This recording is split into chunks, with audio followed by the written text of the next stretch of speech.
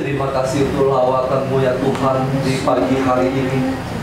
Kami percaya saat ini Roh Kudus telah melingkupi kami, Roh Kudus-Mu mengurapi kami. Secara khusus kami memohon kuasa dari tempat yang maha tinggi, Roh-Mu mengurapi Pastor Hendrik, Oh Yesus. mengurapi mulut, bibir, lidahnya, menguasai seluruh hatinya dan pikirannya. Biarlah setiap firman yang keluar dari mulutnya sungguh-sungguh berasal daripada Oh yes. di dalam nama Yesus. Dalam nama Yesus. Kami berdoa. Haleluya. Amin. Amin. Oke. Kita lihat firman Tuhan ya. Buka Alkitab di Matius pasal 6. Di Matius pasal 6. Ya. Saya nanti ada yang saya mau bahas, tapi saya mengajak semua untuk membuka di Matius pasal 6 ayat yang ke-5 ya, sampai dengan ke-13 ya. Jadi ini adalah cerita tentang satu perikop tentang Yesus berbicara dan mengajar murid-murid dalam soal hal berdoa. Nah, di sini saya mau menerangkan tentang hal berdoa itu adalah hal yang penting, di mana tentang seorang manusia meminta kepada Tuhan Yesus yang Maha Kuasa. Untuk apa? Supaya permintaannya itu dijawab. Nah, ketika kita memperhatikan dari Matius pasal 6 ayat ke-5 sampai dengan ke-13 ini, di mana Yesus mengajar murid-muridnya untuk berdoa. Lalu dia mengajarkan doa Bapa kami, ya kan? Di ayat ke-9, ya kan? Pasal 6 ayat ke-9 sampai dengan 13. Nah, di sini saya nggak membahas tentang masalah doa Bapa kami. Saya membahas apa yang Yesus ajarkan tentang masalah doa. Nah, doa ini masalah yang penting dan masalah sangat vital. Nah, karena menyangkut kebutuhan manusia, dan dia sampaikan kepada Tuhan yang bisa melakukan mujizat, hal-hal yang mustahil dan yang tidak bisa dikerjakan oleh manusia. Nah, dalam pokok doa dalam pengajaran doa yang sekian dalam, saya menemukan yang menarik yang saya mau membahas itu di ayat 14 sampai dengan ke-15, itu tentang soal pengampunan. Mari kita membacanya. Karena jikalau kamu mengampuni kesalahan orang, Bapamu yang di sorga akan mengampuni kamu juga.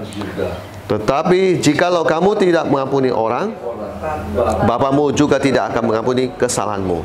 Nah, ini hal pengampunan ini rupanya hal yang cukup vital di dalam doa. Jadi, kalau inti Yesus mengajarkan ini, bahwa di atas semua kau pelajari tentang doa, ada hal yang kamu harus ketahui supaya semua formula doa ini bisa kamu dapat ketika kamu punya pengampunan. Jadi formula itu tidak bisa bekerja kalau tidak ada pengampunan. Kamu boleh menguasai dari masalah doa Bapa kami itu, dari masalah kamu mengetahui rahasia di balik doa Bapa kami. Ya. Jadi seperti itu kurang lebih. Ya. Kamu boleh mengetahui bagaimana cara kamu rahasia-rahasia di balik doa Bapa kami, satu persatu kamu bisa jabarkan. Tapi satu hal, ketika pengampunan itu tidak bisa kamu lepaskan pada orang lain. Ini semua doa tidak punya kuasa.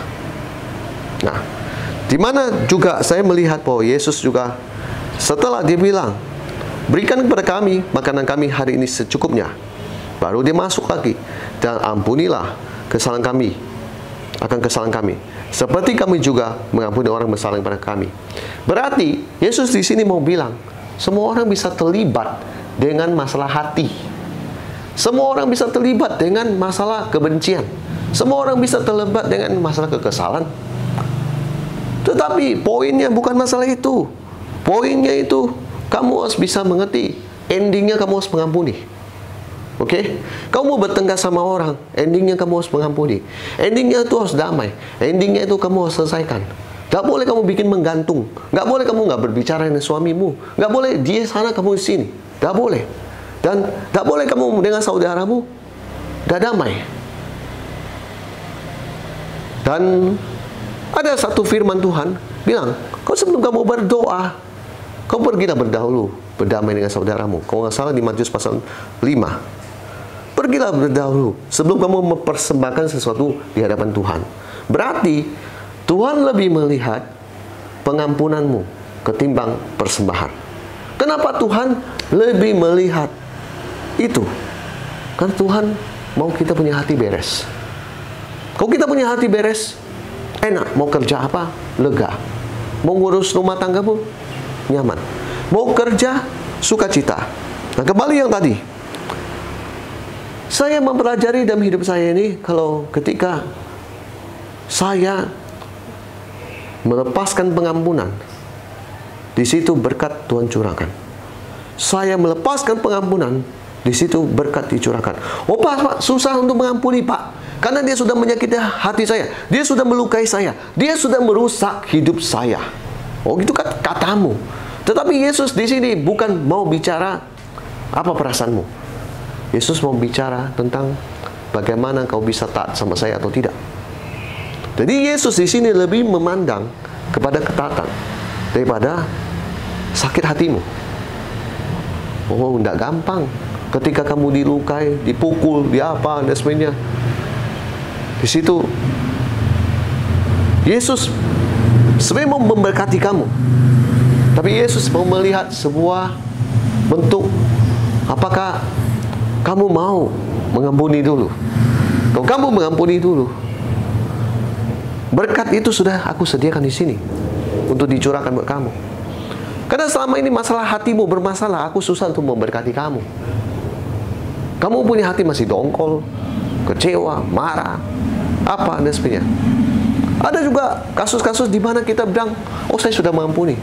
Tapi pada saat kita melakukan doa pelepasan inner healing, kita lihat ini orang masih belum mengampuni. Nah, mungkin karena itu peristiwa sudah berpuluh tahun, sudah bertumpuk di situ. Makanya, ya orang tersebut aja tidak sadar. Nah, saya cuma mau mengajar satu hal ya tentang masalah doa. Ketika kamu bisa mengutamakan firman Tuhan dalam hidupmu daripada sakit hatimu, kamu adalah anak Tuhan yang berbahagia. Kenapa? Karena ketika kamu berdoa, Tuhan masih dengar. Tuhan masih berkenan. Karena Tuhan tahu kamu itu benar-benar taat pada firman Dia. Bukan mendengar setengah. Mendengar setengah adalah banyak orang tahu firman Tuhan. Wih, kamu harus mengampuni. Oh iya bro, aku tahu.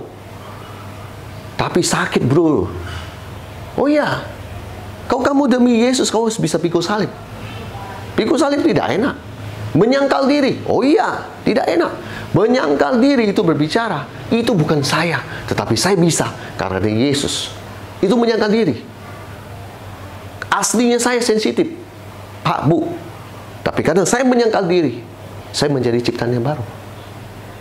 Itu baru Kristus di dalam diri kita. Nah, kembali yang tadi. Kalau kamu mau doamu itu didengar oleh Tuhan, kamu mau menerima mujizat, kamu mau menerima berkat dari Tuhan, kamu harus tahu satu kuncinya untuk membuka itu semua adalah pengampunan. Dengan kamu mengampuni, semua janji Tuhan yang disediakan buat kita, Tuhan bukakan satu persatu. Oh iya? Buktinya ada Pak? Ada. Saya pernah mengalami sebuah pertengkaran dengan saudara saya. Lalu saya merasa saya nggak salah. Menurut saya dia yang salah. Masalahnya simple. Masalah apa? Ya kita nggak ngomong. Lalu 1-2 hari saya dalam sebuah perenungan. Ketika saya mengambil sebuah keputusan karena dorongan roh. Sekali lagi, kita kan punya Roh Kudus ya. Jadi Tuhan bisa mendorong kita. Ayo kamu. Yang pertama duluan ngomong. Oh iya, tidak apa-apa. Saya orangnya suka ngikut Tuhan. Jadi kalau Tuhan bilang, ayo kamu ini duluan ngomong. Ya saya pengen ngomong, ya Bapak. Kalau orang lain gimana? Entar dulu Bapak. Kalau saya mau belajar, ya Bapak. Kamu ini duluan ngomong, iya Bapak. Kamu yang samperin dia, iya Bapak. Jadi saya samperin, saya ketemu, saya ngomong baik sama dia. Kemudian saya akhiri, ya maaf ya kemarin, udah saya minta maaf, sudah. Saya nggak ngomong, saya nggak salah tapi, nah, udah. Pokoknya sih intinya perdamaian aja. Dan setelah dari detik saya minta damai, minta diselesaikan, dan saya minta maaf. Selesai itu, yang saya doakan sekian lama, tiba-tiba ada seorang memberikan berkat, order apa gimana. Disitulah saya tahu bahwa sesungguhnya Tuhan tuh merancangkan sesuatu yang baik. Tapi iblis di situ menanti kamu, kapan kamu akan jatuh dan hancur. Tuhan merancangkan sesuatu yang baik buat kamu, tetapi kamu nggak bisa melepaskan pengampunan. Berkat itu nggak dicurahkan. Berkat itu apa? Tertahan. Sampai kita sadar, kita melepaskan pengampunan, berkat itu dicurahkan. Berkat itu dicurahkan. Berkat itu dicurahkan. Kok bisa begitu, Pak? Bukannya Tuhan tuh maha pengasih, maha penyayang? Iya. Tapi Tuhan mau, Anda tahu, melakukan firman Tuhan, dia suka. Tidak melakukan firman Tuhan, dia kurang suka. Sebenarnya bukan berat, dia senang untuk menahan, untuk tidak memberkati kita. Tetapi dia sedang menanti kapan kamu akan mencoba untuk menyangkal diri dan kamu benar-benar, aku lepaskan pengampunan buat orang ini. Jadi kalau kita mungkin masih dalam tahap bayi rohani, kita akan berpikir, saya akan belajar untuk mengampuni karena saya tahu ada berkat yang Tuhan sediakan buat saya. Itu masih bayi rohani. Tapi kalau kamu sudah belajar makin dewasa di dalam iman Anda akan tahu satu hal, bahwa pengampunan itu, itulah yang Tuhan mau dalam hidup kita. Jadi bukan karena mau doanya dijawab baru saya melepaskan pengampunan. Nggak apa-apa, bayi rohani dulu, nggak apa-apa. Tetapi nanti endingnya harus dewasa di dalam iman. Ada banyak hal orang tidak tahu tentang masalah pengampunan. Kalau orang tidak mengampuni, itu ada tumbuh sebuah hal, yaitu kepahitan. Apa itu kepahitan? Kepahitan adalah sesuatu peristiwa yang ditimbun sampai berakar pahit. Intinya, kalau ngomong seseorang, dia ingat seseorang, dia akan marahnya luar biasa. Padahal orang itu sudah nggak tahu kemana, udah meninggal. Dia masih begitu. Ada orang kalau disinggung dengan sebuah peristiwa itu yang memalukan di dia, dan dia sangat marah. Jadi kalau ingat peristiwa itu, dulu sangat marah. Ada orang kalau dia singgung seseorang, dia akan ingat lukanya dan dia mulai menangis. Ini orang benar-benar, ini yang menyebabkan hidup saya hancur. Akar kepahitan itu harus dicabut. Tidak boleh dibilangkan tinggal. Karena dia sudah berakar di dalam hati kita. Apa rasanya? Pahit. Apa rasanya? Sedih. Apa rasanya? Sakit. Beberapa orang bilang, oh Pak, saya mengampuni Pak. Oke, kamu mengampuni. Tapi ingat Pak, saya tidak melupakan. Itu bukan pengampunan. Itu bukan pengampunan. Ada banyak cewek-cewek, artis, siapapun dia. Saya sering mendengar perkataan itu di gereja, dimanapun dan sebagainya. Itu bukan pengampunan. Berarti kamu tidak mengampuni. Soalnya kenapa? Kamu masih ingat kalau orang mengampuni. Saya sudah lupa ya. Ingat pun tidak mau diingat lagi. Ya namanya kita nggak mau munafik, kita bisa ingat. Ingat pun tidak boleh diingat lagi. Sudah selesai. Selesai semua. Kalau kita mengampuni, kita bilang, kita sudah mau lupakan semua. Ditutup kasusnya, jangan dibuka lagi. Oh, kemarin kan kamu begitu. Kemarin kamu begitu. Itu bukan mengampuni. Itu masih ingat. Itu kamu masih mengingat-ingat terus. Pengampunan adalah kamu melupakan. Kamu tutup buku. Di sini menarik sekali. Kalau kamu nggak mengampuni, aku nggak mengampuni kamu. Saya seringkali diperhadapkan dengan sebuah kenyataan bahwa firman Tuhan ini, aku harus belajar bahwa aku mau Tuhan ampuni, maka aku harus belajar untuk mengampuni kesalahan orang. Walaupun saya pikir ini orang konyol sekali, kenapa dia bikin salah begitu ya? Tapi saya belajar satu hal, Tuhan punya hati begitu, dan Tuhan mau ingatkan kepada kita, kalau kamu nggak bisa mengampuni, aku juga nggak akan mengampuni kamu. Oh, pilih mana? Kesalahan kita di hadapan Tuhan lebih banyak. Dari kita pikiran kotor, pikiran salah ngomong, pikiran konyol, tindakan yang bodoh, dan sebagainya. Oh, itu semua dosa. Saya lebih memilih satu hal, saya diampuni Tuhan, maka saya harus bisa mengampuni orang. Kenapa? Tuhan mau kita anak-anak Tuhan, hendaklah kamu sempurna, sama seperti Bapamu, sama seperti aku, sempurna. Kasihnya yang sempurna, bukan bicara manusianya sempurna, kasihnya sempurna. Jadi kita bisa seperti Yesus. Orang sudah lukai, sudah tinggalkan kita, sudah nggak apa, udah maaf kata, nggak bertanggung jawab, ya kan, bisa bikin anak kabur nggak tahu kemana.